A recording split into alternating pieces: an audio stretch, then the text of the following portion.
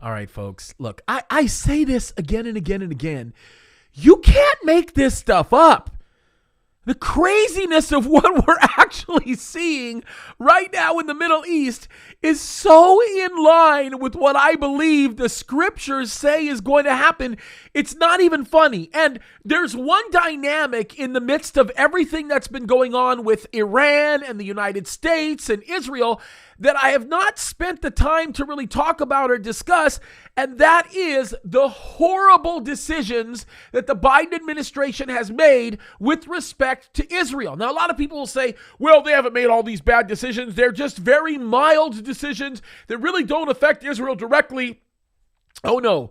Not only do they affect Israel directly, but what they are going to do is bring judgment upon the United States of America like the United States of America has never seen before.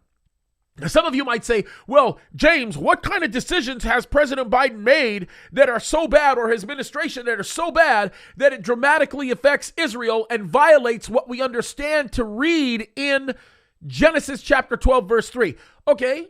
Why don't we start with a few of them, right? First of all, I think it's important that we note right away what Iran's plans are, okay? They're not Sunnis. They're Shiites. They want complete and total control of every militia that has any hand in Iraq, Syria, Lebanon, yes, even Yemen. Any of the nations that encircle Israel, they want full and complete control over. Why? Because they believe in the elimination of the Jewish state. They also believe in the elimination of the United States of America, but that's a whole other situation that I'm not going to even really get into.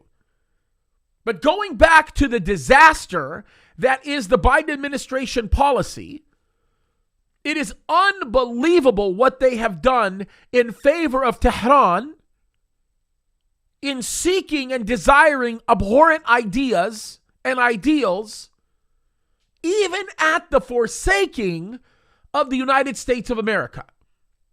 How about this? How about this very little noticed agreement? This is a very good, by the way, there's a really good article out there. The title of the article is What America Wants and What Iran Demands. It's a very, very good article. It's on Israel Hayom. It's a very, very good article.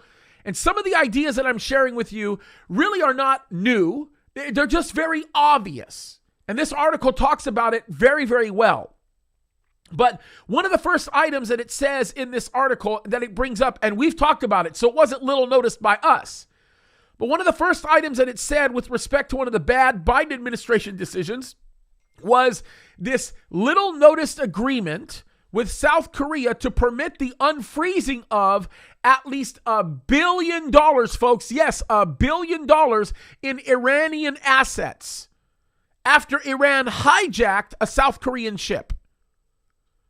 It's unbelievable, by the way. The South Koreans were holding almost $8 billion.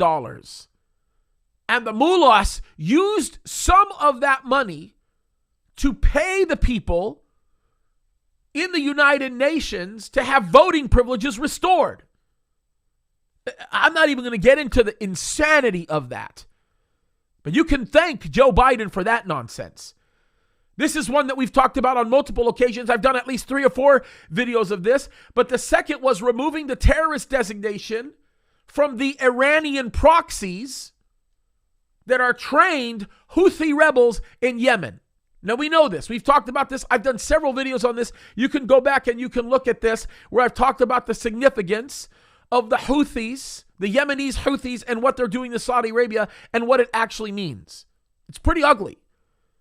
The third thing that the Biden administration has done, and this one is absolutely reprehensible, right, is that they have announced that they will be removing most U.S. air defense systems from the Persian Gulf, from Saudi Arabia, from Iraq, Jordan, and even Kuwait. Now, why would they do that? Because these are the nations that surround Israel, and any air defense system that you would want to deploy to protect your allies in the region would be uniquely located in those areas. And by the way, once they're removed, good luck putting them back there. The bottom line is this. God told us that if we cursed Israel, he would curse us. And if we blessed Israel, he's going to bless us. So folks, brace yourself, because some times of difficulty are coming for the United States of America. We need to be praying. I love this country more than anybody else, but the decisions that this administration is making are going to damage our nation, and we need to be in prayer, folks. Now, the word of encouragement that I would give you in all of this is, Jesus is coming. He's going to be back here sooner than we think.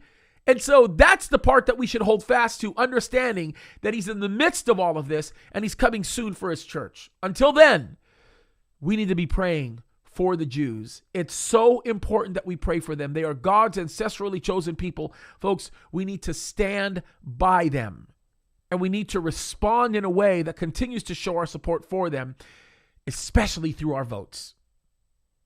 Let's do it, guys. We're in this battle. God bless you.